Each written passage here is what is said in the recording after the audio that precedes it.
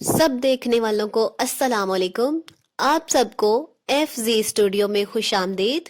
बिस्मिल्लाहिर्रहमानिर्रहीम। हर्ब फिजार यानी गुनाह वाली लड़ाइयाँ।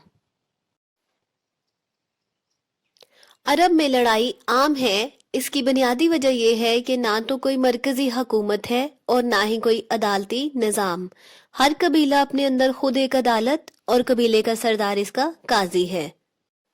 अरब वाले साल में 4 महीनों का एहतराम करते हैं। इन्हें मोहतरम महीने कहा जाता है, जिनमें रजब, ज़ी-अक़द, ज़िलहज्जा और मुहर्रम शामिल हैं। ये महीने काबा के हज, उम्रा और मक्का आने जाने के लिए मखसूस हैं और अरब वाले इन महीनों में तमाम तजारती सरगर्मियां भी अंजाम देते हैं। अरब इन महीनों का इसलिए भी एहतराम करते हैं कि इनकी मईशत का इन्हिसार इन्हीं महीनों पर है। अरब अपने हथियार इन महीनों में रख देते हैं। इसके बावजूद अगर इन महीनों में लड़ाई हो जाए तो इसे हर्ब फिजार यानी गुनाह वाली लड़ाई कहा जाता है। हर्ब फिजार वाली लड़ाइयों की तादाद 4 है। फजार बलर बिन मशर, फजार अल-कर्द, फजार अल-मरा, फजार अल-बराद। ऐसी हर लड़ाई में एक फरीक बनी कनाना वाले रहे। इनमें आखिरी लड़ाई फजार अल-बराद में नबी करीम सल्लल्लाहु अलैहि वसल्लम भी शरीक हुए। हुआ कुछ यूं कि इराक के शहर को फंसे 5 किलोमीटर दूर एक शहर वाक़या है जिसका नाम हेरा है। आजकल इसे नजफ कहते हैं, जहां हजरत अली दफन है। इस दौर में हेरा इराक का दारुल हुकूमत था और वहां नुमान बिन मुंजर की हुकूमत थी। नुमान बिन मुंजर हर साल अपना तजारती माल यमन से उकाज की मंडी बेचता था। उकाज मक्का से 20 किलोमीटर दूर वाक़या था, जहां पर इस इलाके की सबसे बड़ी तजारती मंडी लगती थी। हेरा से जाने वाला तजारती काफिला मक्का में खुशबू और दूसरा सामान लेकर जाता। ये काफिला अकाज की मंडी से चमड़ा, रस्से और रेशमी कपड़ा खरीद कर लाता। इस काम के लिए नुमान मक्का के किसी सरदार से हफाजती पना लेता। इस साल इसके मुल्क में मक्का से आए हुए 2 तजारती काफिले मौजूद हैं। नुमान ने बनी कनाना के सरदार बराद बिन कैस से पनाह के लिए कहा। बराद ने कहा, मैं बनी कनाना की तरफ से इस काफिला को अपनी पनाह में लेता हूँ। ये सुनकर नुमान बिन मुंजर ने कहा, मुझे तो मक्का और आसपास के तमाम कबीलों से पनाह चाहिए। बनी हवाजन का रईस उर्वा बिन उत्बा भी वहीं मौजूद है, जो बहुत ज्यादा सफर करने की वजह से अल रहाल के लकब से मशहूर है। उर्वा ने नुमान से कहा, एक मरदूद क्या पनाह देगा? मैं तुम्हारे काफिले को तमाम अरब कबीलों से अपनी पनाह में लेता हूँ। बराद बिन कैस को उर्वा की बात बहुत बुरी लगी और इसे अपनी बेइज्जती महसूस हुई, लेकिन वो खामोश रहा। नुमान बिन मुंजर ने अपना तजारती काफिला उर्वा रहाल के हवाले कर दिया। उर्वा इस काफिला के साथ मक्का रवाना हो गया। बराद अपनी बेइज्जती का बदला लेने के लिए इस काफिला के पीछे पीछे है। इसने उर्वा रहाल को खैमा में अकेला देखकर खैमा में घुसकर कत्ल कर दिया।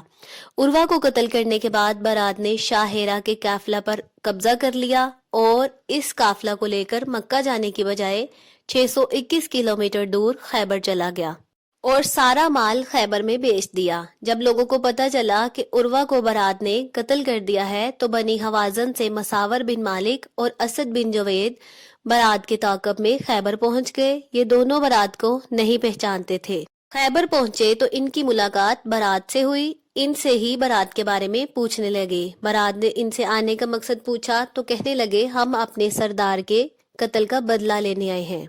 बराद ने कहा, बराद यहाँ आया था लेकिन खैबर में इसे किसी ने पनाह नहीं दी तो खैबर से कुछ दूर एक इलाका में जाकर छुप गया है। अगर तुम चाहो तो मैं तुम्हें इस तक पहुंचा सकता हूँ। तुम में से जो ज्यादा बहादुर है वो मेरे साथ आ जाए और दूसरा अपने ऊँटों की हिफाजत करे। मसावर बिन मालिक बराद के साथ चल पड़ा। बराद एक खंडर के पास जाकर रुका और मसावर से कहा, तुम यहीं रुको, मैं अंदर देखकर आता हूँ।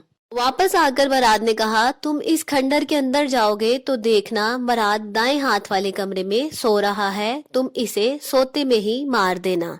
इसके बाद बराद ने कहा, बराद बहुत बहादुर और ताकतवर है, तुम्हारी तलवार और तुम्हारा वार बहुत तेज होना चाहिए। ये न हो कि वो तुम्हें ही कत्ल कर दे। मुझे दिखाओ तुम्हारी तलवार तेज है या नहीं। मसावर ने बेख्याली में तलवार बराद को दी तो बराद ने इसी तलवार से इसे कत्ल कर दिया और इसके बाद तलवार दीवार के पीछे छुपा दी। बरात ने वापस जाकर असद बिन जोइन से कहा, तुम्हारा साथी तो बहुत बुज़दिल निकला।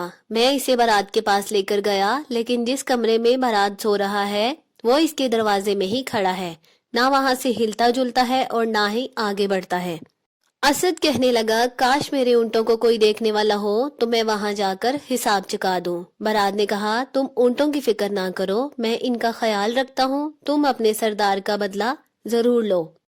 असद भी बरात की बातों में आ गया। खंडर के पास पहुंचकर बरात ने असद को इंतजार करने का कहा और बरात ने दीवार के पीछे छुपाई हुई तलवार से असद को भी कत्ल कर दिया। इसके बाद बरात खैबर से मक्का की तरफ चल पड़ा। रास्ते में इसकी मुलाकात कुरैश के कबीला बनी असद के बशर बिन अबी खारम से हुई। बरात ने इसे 10 ऊंट उजरत देकर कहा, उकास की मंडी में जाकर मेरी कौम को बताओ कि बरात ने बनी हवाजन के सरदार उर्वा रहाल को कत्ल कर दिया है। तुम लोग बनी हवाजन के इंतकाम से बचने का इंतजाम कर लो।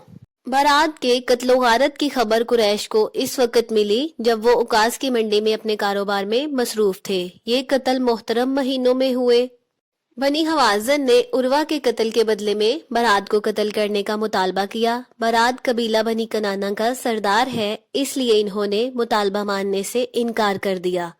उर्वा भी अपने कबीले का सरदार था, वो कैसे इसके कत्ल को भूल जाते। बनी हवाजन ने कुरैश से मदद मांगी क्योंकि वो आपस में दोस्त कबीले हैं। बनी हवाजन हक पर थे। अब कुरैश के 10 कबीले और बनी हवाजन एक तरफ और बनी कनाना दूसरी तरफ है। इस सिलसिला में कई बार लड़ाई हुई। ये लड़ाइयां 4 साल तक होती रहीं। 5वें साल उकास के मैदान में फौजें आमने सामने हुई। लड़ाई शुरू होने के करीब ही थी कि उत्बा बिन रबिया अपने ऊंट पर सवार होकर निकला और बुलंद आवाज में सबसे कहने लगा, मुदर के बेटो, तुम लोग एक दूसरे का खून क्यों बहाना चाहते हो? क्यों एक दूसरे की मौत की ख्वाहिश रखते हो? बनी कनाना की तरफ से आवाज आई, तुम हमें किस चीज की तरफ बुलाते हो? उत्बा ने कहा, सुलह की तरफ। बनी कनाना ने पूछा, इसकी अमली सूरत क्या होगी? उत्बा ने कहा, तुम्हारे जितने लोग अब तक मर चुके हैं, हम इनका बदला देने को तैयार हैं। हम अपने लोगों का खून तुम्हें माफ करते हैं। हम जब तक खून बहा माफ ना करें, हम अपने बच्चे तुम्हारे पास गिरवी रखने को तैयार हैं। बनी कनाना ने पूछा, इस बात की जमानत कौन देगा? उत्बा ने कहा, मैं खुद जमानत देता हूँ। बनी कनाना ने सवाल किया कि तुम कौन हो? उत्बा ने कहा, मैं उत्बा हूँ, रबिया का बेटा। इस बात पर सुलह हो गई और कुरैश और बनी हवाजन ने अपने 40 आदमी बतौर यरगमाल बनी कनाना के हवाले कर दिए। 40 आदमी बनी कनाना के कब्जा में आ गए तो इन्होंने भी अपने मकतूलों का बदला माफ कर दिया और यूं खून रेजी का ये सिलसिला 5 साल बाद खत्म हो गया। नबी करीम सल्लल्लाहु अलैहि वसल्लम ने इस सिलसिला की चौथी लड़ाई में यूं हिस्सा लिया कि आप सल्लल्लाहु अलैहि वसल्लम अपने चचाओं को तीर पकड़ाते थे। नबी करीम सल्लल्लाहु अलैहि वसल्लम ने अपने चचाओं की हिफाजत का काम भी किया। चौथी लड़ाई के वक्त आप सल्लल्लाहु अलैहि वसल्लम की उम्र 20 साल थी। अगर आप इस चैनल पर नए हैं तो चैनल को सब्सक्राइब करें और वीडियो को लाइक करें। प्यारे नबी सल्लल्लाहु अलैहि वसल्लम की प्यारी बातें खुद भी सुने और अपने बच्चों को भी सुनाएं। अपना बहुत सारा ख्याल रखें, मुझे भी अपनी दुआओं में याद रखें। अब मिलते हैं अगली वीडियो में, तब तक के लिए अल्लाह हाफिज।